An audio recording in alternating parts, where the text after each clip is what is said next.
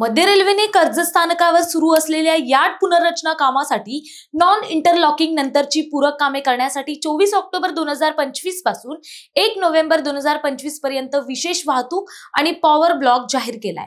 या कालावधीत कर्जत खोपोली या मार्गावरील लोकल सेवांवर परिणाम होणार असून प्रवाशांना तात्पुरत्या गैरसोयीचा सामना करावा लागू शकतो। चला याबाबतची अधिक माहिती जाणून घेऊया। नमस्कार, मी प्राची शिरकर, आपण पाहत आहात प्रहार न्यूज लाईन। रेल्वे प्रशासनाने दिलेल्या माहितीनुसार कर्जत यार्डची पुनर्रचना करण्यासाठी विशेष वाहतूक आणि पॉवर ब्लॉक घेण्यात येणार आहे। कर्जत स्थानकावर सिग्नल ट्रॅक आणि यार्ड लेआउट मध्ये सुधारणा करण्यात येणार आहे।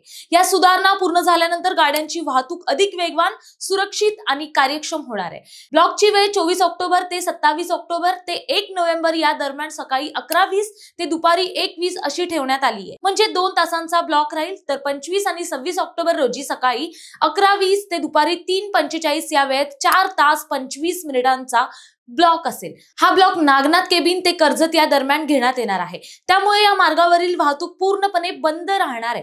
या काळात कर्जत खोपोली दरम्यान कोणतीही उपनगरीय लोकल सेवा उपलब्ध राहणार नाहीये। 24, 25, 28 ऑक्टोबर आणि 1 नोव्हेंबर रोजी काही लोकल गाड्या रद्द करण्यात आल्या आहेत। त्यात कर्जत खोपोली लोकल सकाळी 12 आणि दुपारी 1:15 वाजता, तसेच खोपोली कर्जत लोकल सकाळी 11:20 आणि दुपारी 12:40 वाजता रद्द राहतील। मात्र 26, 27, 29 आणि 30 ऑक्टोबर या दिवशी सर्व लोकल सेवा पूर्ववत सुरू राहतील।